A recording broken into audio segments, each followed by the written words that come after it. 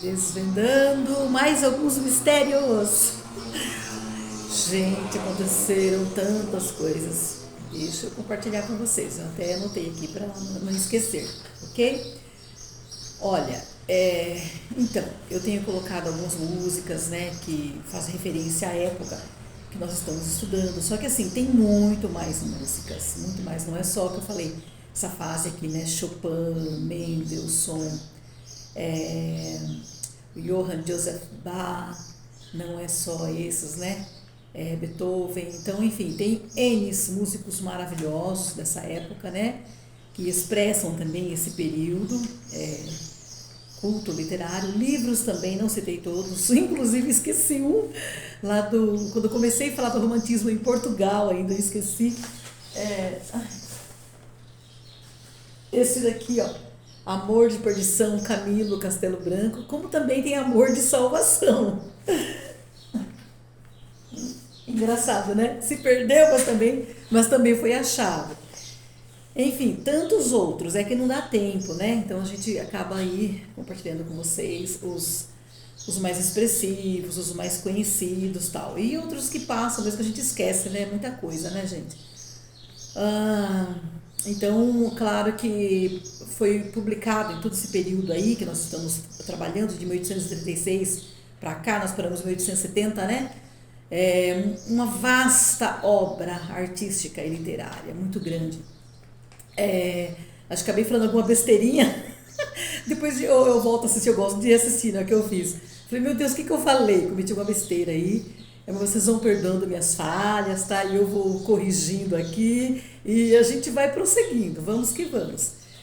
A teoria de Darwin, né? Acho que eu fiz alguma coisa aí contrária, achei estranho o que eu falei. A teoria de Darwin é que ele nega a metafísica, o transcendental, nega a fé, nega Deus, e aí ele vem com a teoria do evolucionismo, lá do macaco, vai evoluindo, evoluindo, até transformar-se no homem. Então, ou seja, ele nega o criacionismo, que Deus fez o homem, a sua imagem e semelhança, ele nega. Então ele faz evolucionismo, que evolui do macaco e chega ao homem, certo? Desde o período neandertal, Homo sapiens, né? Homo sapiens. E assim vai, tá? É isso daí, que todo mundo já sabe e tal. Eu acho que acabei falando uma coisa contrária aí, mas é isso, tá, gente? Então, são teorias, porque tudo tinha que ser provado, tudo tinha que provar. Tinha que estar diante dos meus olhos, senão era irreal, era ilusório. E eles queriam também apagar, deletar com o romantismo, acabar com aquela coisa de sentimentalismo, subjetivismo voltado para o eu, aquela coisa piegas, romântica, tudo isso foi atacado, tá? Então é isso. Então às vezes a gente sem pensar acaba falando alguma besteira, não é verdade? Mas prosseguimos em aprender um pouco mais. Meu tempo e contratempos. Então, meu tempo, né, eu faço uma série de coisas e tal, acaba ficando curto e aconteceram alguns contratempos. Um ente querido da minha família, do seio da minha família, resolveu fugir, sumiu assim, tchau. Nem disse adeus e ninguém sabe onde está, então você fica, né, com aquela tensão. Eu tive até uma pequena crise de ansiedade, até estou corrigindo minha postura, né, assim, colocar o tórax para frente, a caixa torácica bem aberta para respirar melhor, né? Porque a gente se pega assim curvado e você nem respira direito, né? Então isso é importante, a postura. Então houve bastante contratempos aí comigo, então muitas pessoas ligando para mim no meu celular, né? Minha família, amigos me ligando, uma loucura. Estou na fase final de um livro que a gente pretende lançar, né? A escrita de um livro, então a gente está trabalhando com um negócio de direitos autorais, então muitos estão entrando em contato comigo, tá aquela loucura, gente. Então fico um pouco longe da minha família, né? Meu esposo trabalha também fora, então volta e meia ele está fora, minhas filhas também moram fora, estão acabando seus estudos, né? Aprimorando, enfim. Então aí antes do meu esposo viajar, eu gosto de preparar todas as coisas para ele, né? Tudo aquilo que ele vai precisar, tal, e vai tempo, o tempo vai correndo, o tempo não espera ninguém, não.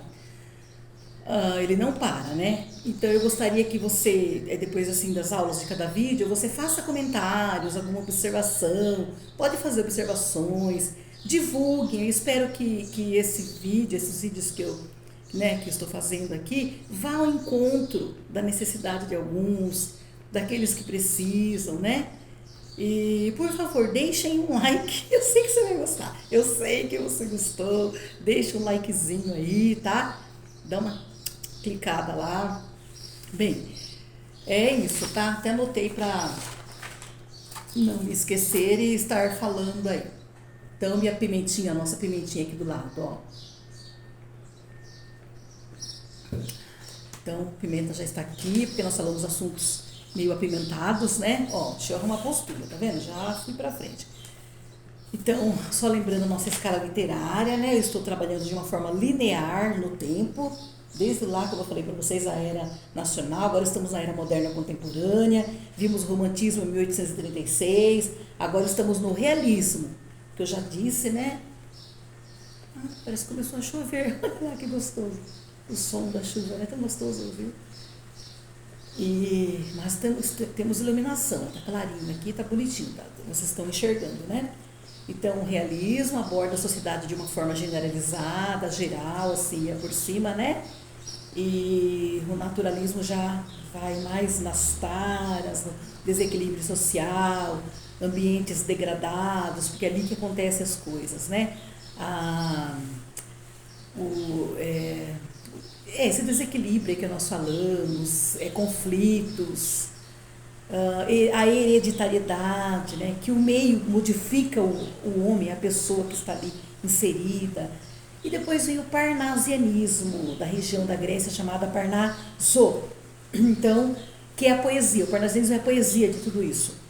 Então, nós estamos aqui. Eu estava falando aí, perdoe-me, ó, tô até com a mesma roupinha, para vocês não se perderem, que é o mesmo assunto, tá? Eu ia trocar, falei, não te colocar, porque eu não acabamos, né? Eu estava falando, e aí eu estava gravando, aí eu falei, mas parece que não está gravando, eu coloquei o dedo. Quando eu coloquei o dedo, eu interrompi a gravação. Aí eu dei continuidade. E o outro eu estava gravando, de repente, pum, a memória estava esgotada, parou de repente. Então, foi muito mal educado, grosseiro, né? Eu nem falei um tchau, né? Até o próximo vídeo, tá? Espero que você tenha gostado, deixa o like. Nada, foi assim, pum. Falei, nossa, muito mal educado. E até então eu estava ansiosa, assim, eu queria voltar, eu queria concluir isso com vocês, queria estar divulgando, compartilhando, né, todos esses saberes que são interessantes, que não é meu, eu também não sei tudo, né, mas os livros estão aí, né, as cadeiras universitárias estão aí, N cursos, enfim, né, N estudos, milhares e milhares de livros. Então, aquilo que a gente adquiriu, né, a gente compartilha um pouco aí, né? A gente não sabe tudo, ninguém sabe tudo, a gente ainda comete equívoco, não é verdade? Mas a gente vai aprendendo com os outros. Então, prosseguimos. Então, lembra-me que estava falando do Olavo Bilac, que ele fez o hino à bandeira, né? Salve lindo, pedão de geração. E que o parnasianismo, ele já vai se voltar para um vocabulário mais rico, palavras incomuns. Eles vão voltar, gente, como eu falo para vocês, né? A escala literária, né?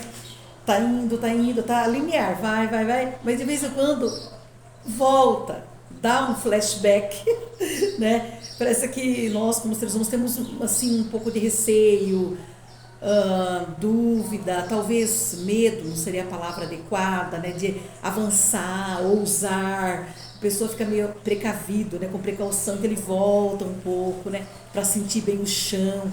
Parece que até mesmo para tomar fôlego, para poder prosseguir. Essa volta é como se fosse um trampolim para ele dar um pulo mais para frente, entendeu? Então é engraçado, né, que agora chega no parnasianismo, eles voltam aos modelos clássicos daqui, ó, da era clássica, eles voltam a compor aquele estilo de poesia, o soneto. Então eles voltam para o soneto. Então o soneto é vocabulário um pouco soneto, lembrando que vem do grego e significa soneto, pequeno som, vaporeto, soneto, pequeno som, somzinho, então soneto, tá? É uma poesia de 14 versos, né? São duas, ó, para não falar besteira, eu falar uma besteirinha, agora eu tô corrigindo, já corrigi, mas vou falar de novo, tá?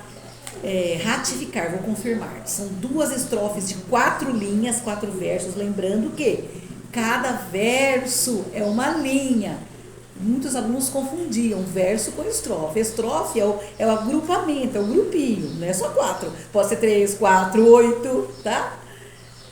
Então, são 4 versos.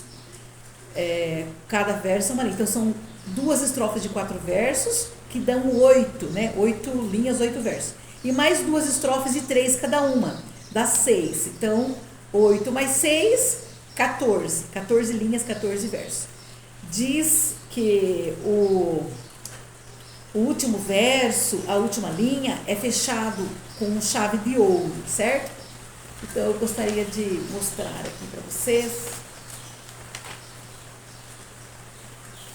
Vou virar só um pouquinho aqui no ventilador. Tá. Isso.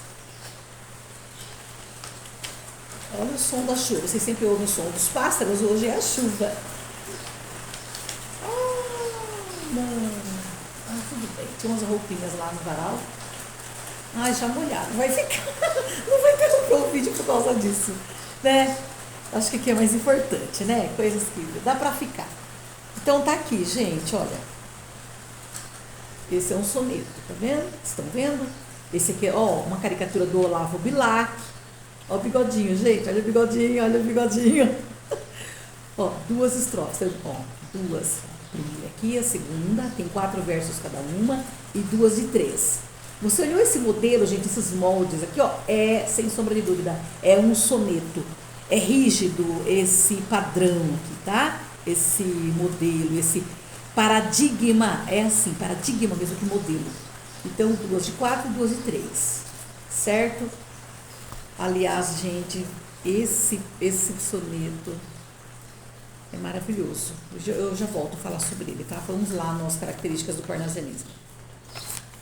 Então, é isso. Olha lá, a chuva já passou também, parece. A chuva está rápida. A postura, vamos aí arrumando a postura, respirando, né, direitinho. Então, gente, eu vou falar para vocês aqui,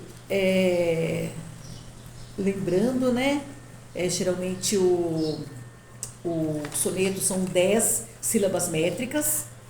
Tem esse exemplo que eu já deixei aqui para vocês, né, aqui, riscando a solidão de uma alameda. Então, você separa a sílaba, separa aqui, riscando a solidão de uma alameda. Eu vou contar até o me, porque é a sílaba tônica mais forte. Não é alameda, não vou grifar o A. E nem o alameda, não é o da, alameda. É alameda, o me é forte. Então agora eu volto contando, vou contar as sílabas. Só que quando tem vogal, encontro de vogais, eu não separo, lembram-se? Então, encontro de vogais fica, né? Que nem aqui, riscando a. Do A é uma só. Riscando a. Então, riscando a. Solidão de uma. O D e o eu não separo. Veja aí, Fica ju, ma, lá, me, da. Tá vendo? Onde tem vogal, eu não separo. Ok? Então, o encontro de vogais se chama elisão. Já havia falado sobre isso. Então, tudo isso vai ocorrer aqui agora, de novo, gente, no parnasianismo. Eu não falei que é a poesia de tudo isso, do realismo, do naturalismo, né? Então, é isso daí, tá? Aqui tem outro exemplo também. Cantando espalharei por toda a parte. Aí, coloquei a métrica, né? O metro, coloquei o métrico, contando as sílabas poéticas. Minha última foi parte. O par é forte, não é parte. Eu não falo toda parte, não, por toda parte. Então, eu vou parar no par. Contei e deu até 10. Então, eu tenho um verso decassílabo. 10, decassílabo. Uma década, 10 anos, lembra? Então, viver é lutar. Então, se eu colocar as sílabas métricas, 1, ver, 2, 3, lu, 4, tar, 5. 5 eu não conto, tar, eu vou parar no lu, porque lutar, o lu é mais forte. Eu não falo lutar, eu falo lutar, o lu é forte, então eu paro aqui, né? Então, viver é lutar. desculpe, me recorrigindo aí. Ai, eu tenho dificuldade quando eu não mostro, eu acabo errando. Viver é lutar. Ver é lutar. Aí tá certo, aí eu conto até o tar. Tá certo aí, lutar, porque o tar é forte, eu não falo lutar, eu falo lutar, né? Não é lutar, é lutar. Então o tar é forte, então eu paro aí. Então aqui deu certinho, ó.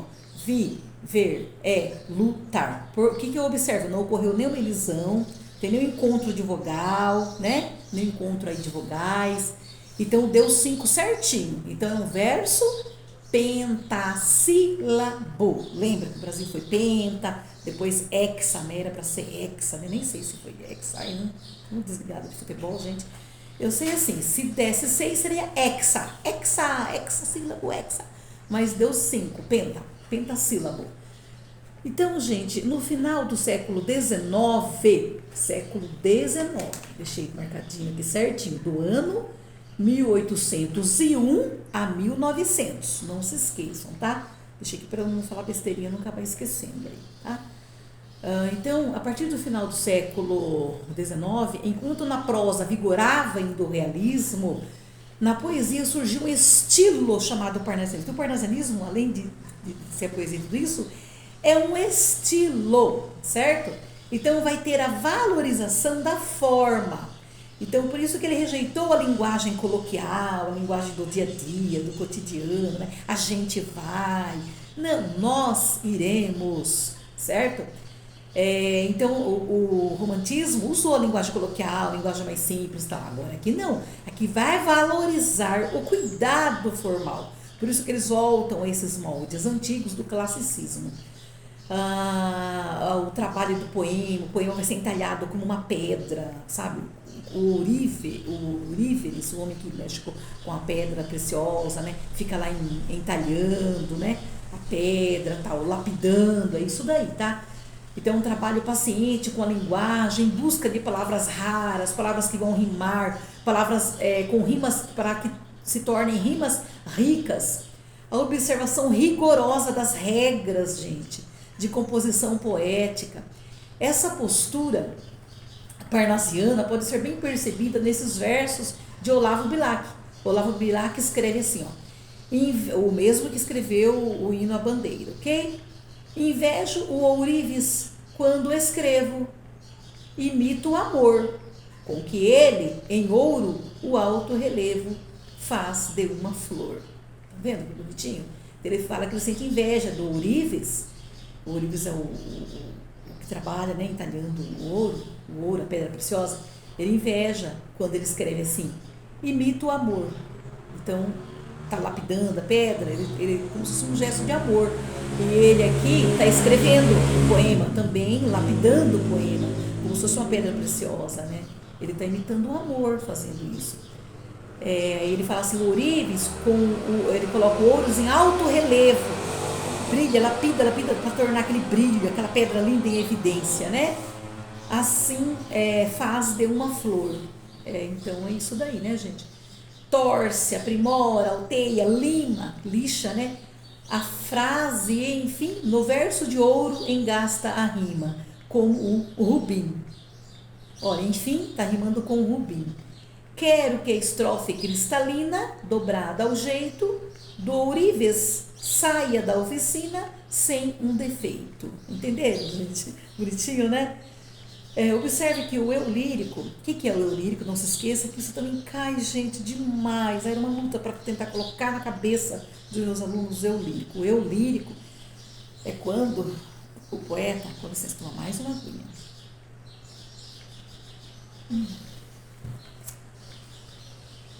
Controlar a respiração, né? Ó, o arzinho tá ligado pra gente continuar, né, gente? É que todo mundo quer, né? Ficar bem, ninguém quer passar mal, ter crise de ansiedade, né? A gente sempre tem uma esperança, né, que arde dentro da gente, que as coisas ficarão bem, não é verdade? É o que eu desejo também para vocês que estão nervosos, ansiosos, preocupados com o Enem, muitos que estão trabalhando, não tem tempo para se dedicar à leitura, aos estudos. Mas olha, o pouco que você fizer e com dedicação, fazer com verdade, com vontade, vai dar certo, tá bom? Eu desejo isso para você, ok?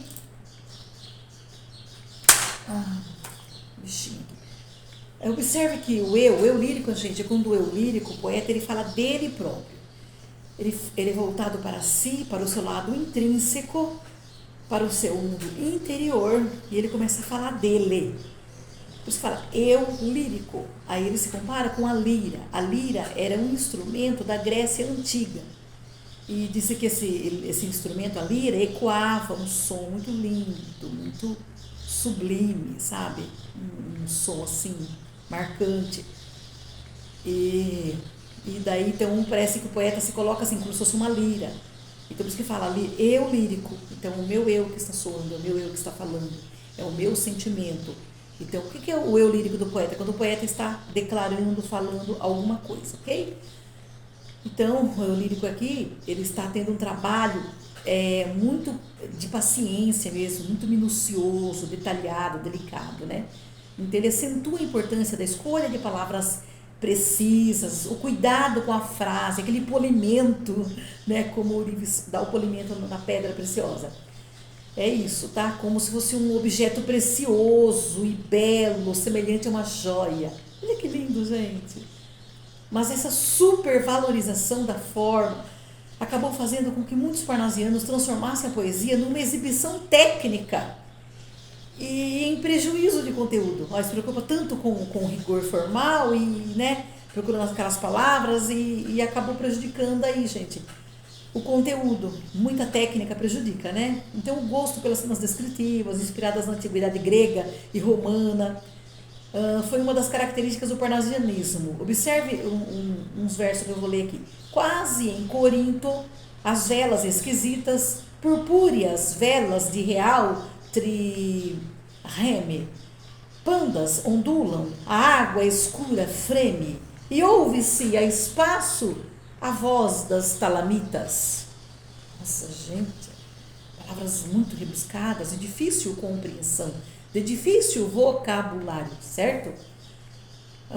Vamos ver, quase em Corinto, um lugar, Corinto é o nome era uma importante cidade da Grécia Antiga, tá? Corinto. E quem morava em Corinto eram os coríntios, como quem mora em Salto são os saltenses. Morava em Creta, os cretenses, Grécia, os gregos e por aí, tá? Inclusive o apóstolo Paulo passou por essa cidade, tem cartas aos coríntios, pro povo aos coríntios, que era para essa cidade. Então, quase em Corinto, as velas esquisitas, purpúreas da cor de púrpura, diz que é um vermelho sangue. Aí, se eu não me engano, se não me falha a memória, gente, é isso? Velas de real trireme, antigo navio, tava de velas nas velas dos navios, tá? Pandas, significa, panda não é um animal, urso, é cheias de vento. Então as velas do navio, né? Cheias de ventos, ondulam, é balançada para lá e para cá, a água é escura, agita-se, freme, agitada, aquelas ondas do mar bravio, né? E ouve-se a espaço a voz das talamitas. Talamitas seriam os remadores que ficavam na última fila. Vocês estão vendo, gente? Nossa, até entender tudo isso, né? Então é isso, tá? Então aí fala das esculturas, né? Volta um pouco a cultura e a mitologia grega, né? Aqui, ó. Então essas esculturas, né? Da mitologia grega são bastante faladas, né? O cachorro tá curioso que vem aqui. Hope! Um Rottweiler lindo, gente, maravilhoso esse cachorro. Um anjo dos céus, carinhoso que só, ele deita assim, pra gente passar a mão no peito dele. Fofinho, meu amor, dá a volta lá, dá, fofinho, mamãe não vai parar agora, tá bom? Ai, meu gato que entra, é assim, gente. Eu não falo pra vocês que eu sou bem requisitada? É assim, dá a volta lá, fofinho, mamãe não vai parar. Fofinho é um gato, coisa mais linda que eu tenho. Vem aqui, dá a volta. Então, gente, perdão, desculpe, eu falo pra vocês. Essa estátua que eu mostrei, Vênus de Milo, do ano 130 a 120 depois de Cristo. Escultura em mármore, 2 2 metros, gente. E tem um verso do nosso poeta Raimundo Corrêa, ele escreve assim: eu amo os gregos tipos de escultura, pagãs nuas no mármore entalhadas. Tá bom? Uma mulher, né, com o corpo nu, né, assim, sem os braços. Dê a volta, fofinho. Meu irmão chama de fofão, que ele é grande, um gato enorme, gente, gigante. Se ele vir aqui, eu mostro pra vocês. Então, queridos, vamos lá continuar. Desculpem aí, tá? A gente brinca um pouco, porque fica muito sério, a gente, né, fica tão tenso, tão, né? Você viu, né? Muita técnica, você viu, acaba prejudicando, né, o teor do poema. Então, acho que muita técnica acaba prejudicando também a aula. O parnasianismo teve muitos adeptos no Brasil, gente, ao contrário do que ocorreu em Portugal, onde o movimento praticamente não existiu. Então, a inspiração veio da França, da antologia poética intitulada O Parnaso Contemporâneo, publicada em 1866, que eu já até falei para vocês isso daqui, hein? Que eu disse, né, ao início, o marco do realismo no Brasil é o lançamento do livro Memórias Póstumas de Brás Cubas. Machado de Assis está aqui, gente, ó, bem apimentado, perto da pimentinha. Certo? Vem, fofinho. Fofinho, vem, meu amor. Do naturalismo é o Mulato e o Cortiço e Casa de Pensão, de Aloysio de Azevedo. E agora o parnasianismo é Fanfarras, de Teófilo Dias, publicado em 1882, certo? Então é isso, queridos, que eu ia falar para vocês. Então é bem interessante, né? Agora eu cheguei aqui no soneto, poesia soneto, né? Quero comentar com vocês. Gente, o nome dessa poesia é Dê a volta, meu amor, vem aqui. Não é isso, eu tô falando com o meu gato. É remorso. Gente, é tão triste. Olha o nome, remorso, sabe? Você se arrependeu de não ter feito algo. É claro que tudo a gente faz com responsabilidade, com respeito, né? Tem que saber onde entrar, como agir, né? Tem que valorizar a pessoa que está diante de mim, porque às vezes eu já ouvi isso, a gente tem que se fazer de ponte para os mais fracos passarem por cima, às vezes. Porque tem muitas pessoas que você percebe que ela não evoluiu, ela não cresceu como ser humano. Uma pessoa cheia de dificuldades, cheia de defasagens, cheia de tanta coisa, tantos problemas, cheia de dores. Então, você não vai atacar essa pessoa, né? Então, a gente respeita ela, respeite, né? E tenta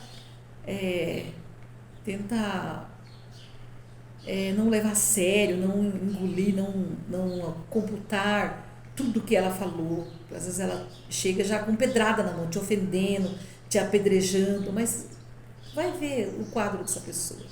Faça a leitura que essa pessoa está passando, né? Então é complicado, gente. Tem pessoas que são muito complicadas.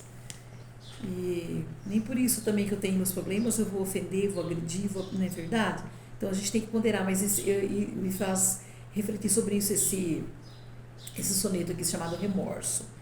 Então você deixa de fazer alguma coisa, e ele deixou, claro, voltando a falar, dizer, frisar, é tudo com responsabilidade, né? Às vezes uma dor me desespera. Coloquei o metro aqui, a métrica, gente, ó, aqui riscadinho, ó, separei as sílabas, métricas, poéticas, deu 10. Então, confirmei aqui, soneto, decassílabo, todos decassílabos.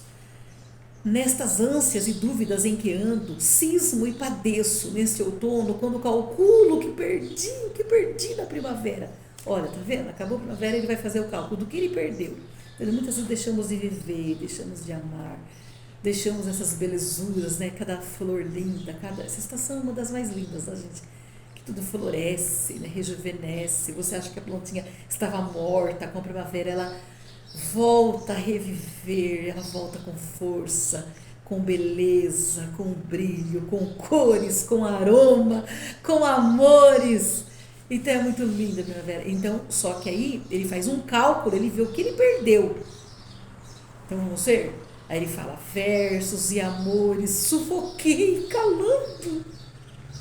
Gente, olha que dó. Ele sufocou versos e amores. Ele não colocou para fora. Ele não deu vazão, não deu direito, não deu lugar para o eu lírico dele. Ele fala que ele sufocou. O que sufocou?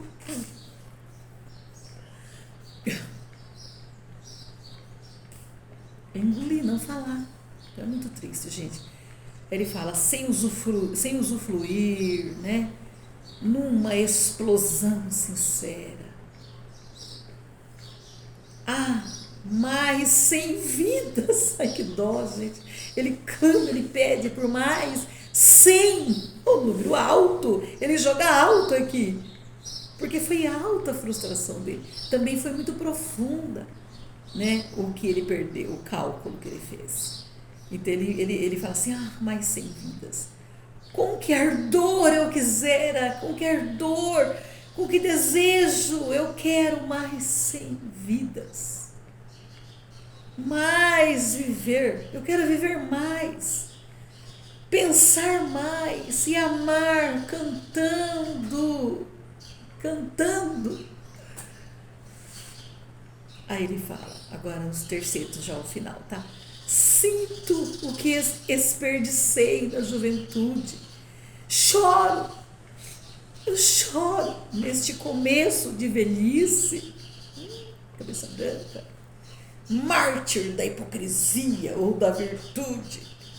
Os beijos que não tive por tolice, por timidez, o que sofrer não pude. E por pudor, os versos que não disse, tá vendo?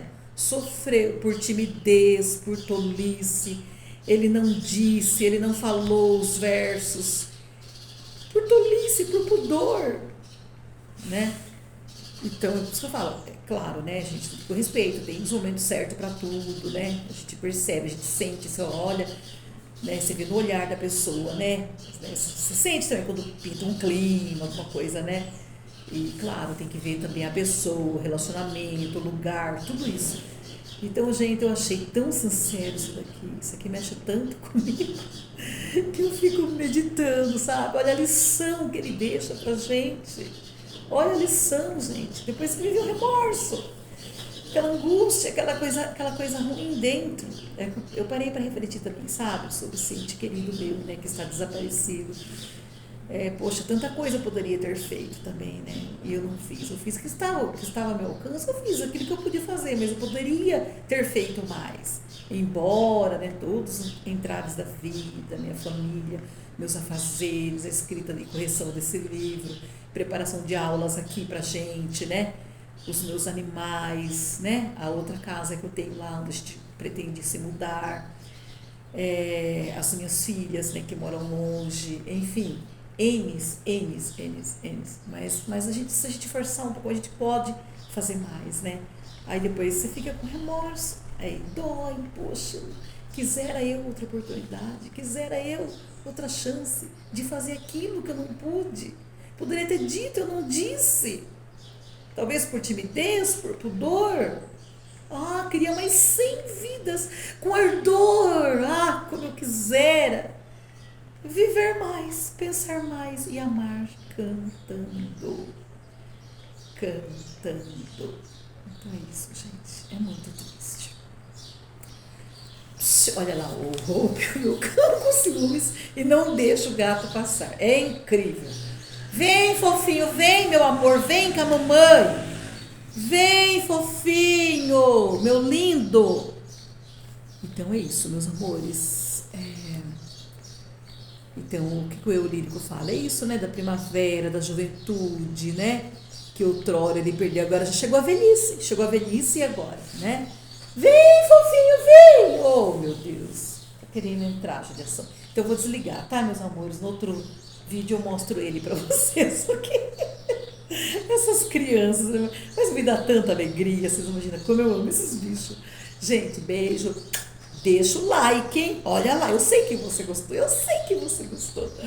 Deixa o like e pensamentos positivos aí, boas vibrações, né? Energias boas, que nós somos energias também, né?